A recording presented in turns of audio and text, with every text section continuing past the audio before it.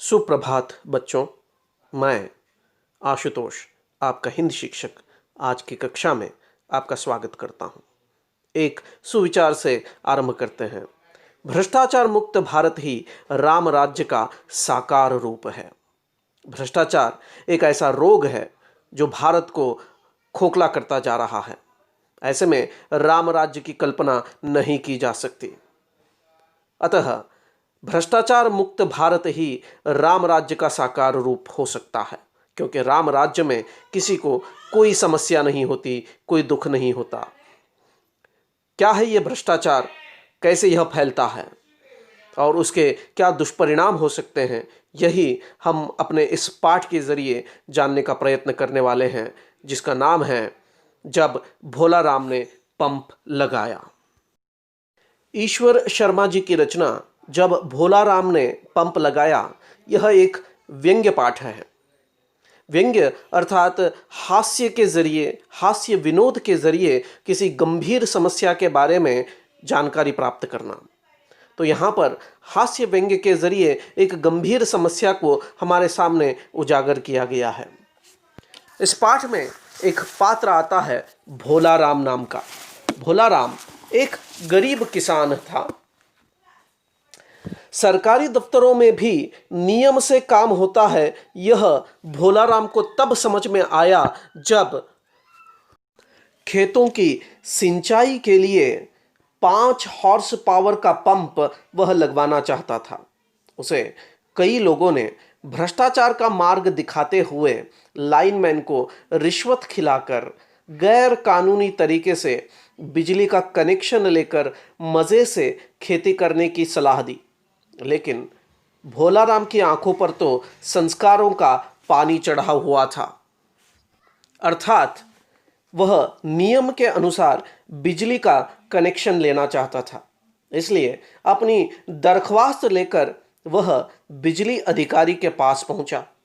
बिजली अधिकारी को लगा कि कागजों के बीच में भोला राम ने रुपए रखे होंगे, रुपए नीचे गिर न जाए, इसलिए अधिकारी ने कागज को धीरे धीरे खोलना आरंभ किया।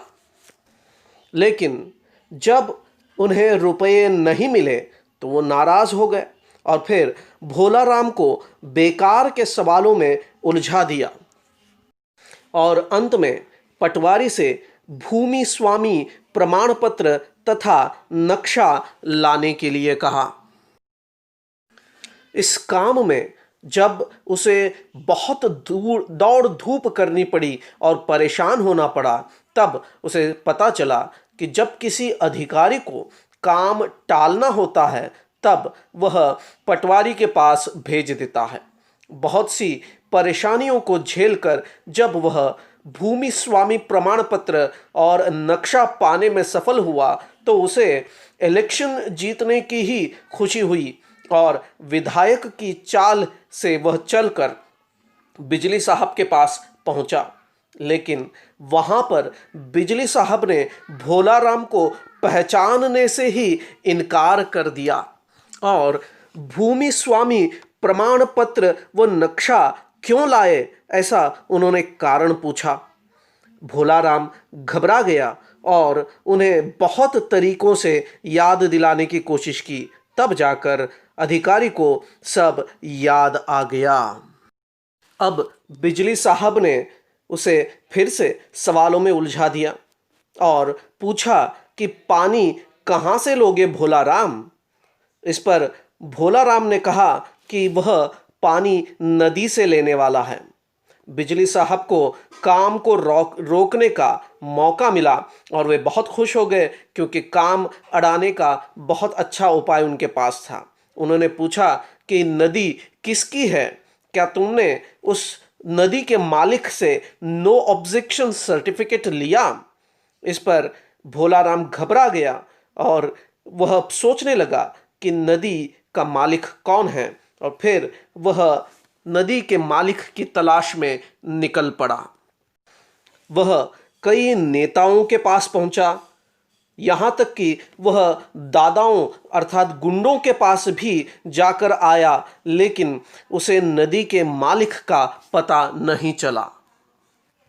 फिर वह जंगल के अधिकारी के पास पहुंचा तो उन्होंने नदी का मालिक होने से साफ इनकार करते हुए कहा कि अगर नदी उनके अंडर आती तो सिर्फ रिकॉर्ड में दिखाई देती।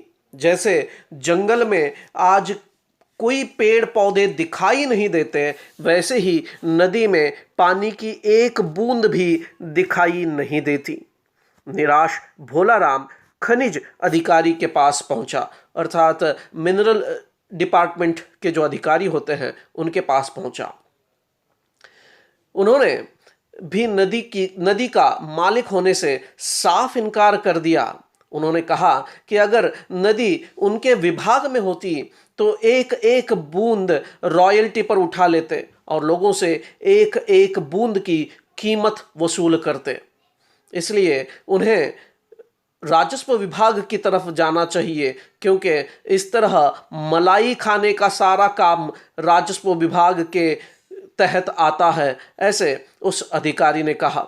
यह सुनकर भोला राम राजस्व विभाग के अधिकारी अर्थात रेवेन्यू डिपार्टमेंट अर्थात तहसीलदार के पास पहुंचा। तहसीलदार शरणम गच्छामि यानी कि तहसीलदार की शरण में चला गया। तहसीलदार ने भी नदी का मालिक होने से साफ इनकार करते हुए कहा कि उनका विभाग ठोस धरातल वाला विभाग है, नदी से उनका कोई संबंध नहीं है। लेकिन भोला राम बहुत परेशान हो चुका था और फिर उसने तहसीलदार से बहस करते हुए कहा कि बहते नदी में हाथ धोना भी उनके ही विभाग के अंडर आता है। जब तहसीलदार ने देखा कि मामला बहुत गंभीर है तो उनको लगा कि भोला राम को रोकने का दूसरा तरीका ढूंढा जाना चाहिए। अतः उन्होंने पूछा कि नदी का पानी कहाँ जाता है, क्या वह समुंदर में जाकर गिरता है या कहीं और। इस पर भोला राम ने कहा कि वह नदी का पानी एक बांध यानी कि डैम में जाकर रुकता है, जिसे सिंचाई विभाग ने बनाया है।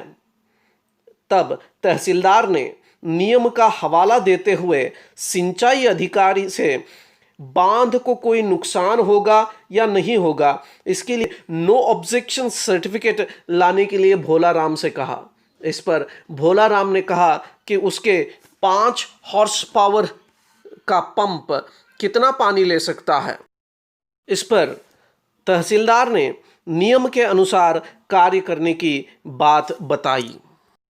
मरता क्या न करता, भोला राम भागा भागा सिंचाई अधिकारी के पास पहुंचा तो सिंचाई अधिकारी ने कहा कि हम तुम्हें ऐसे ही पानी लेने कैसे दे सकते हैं।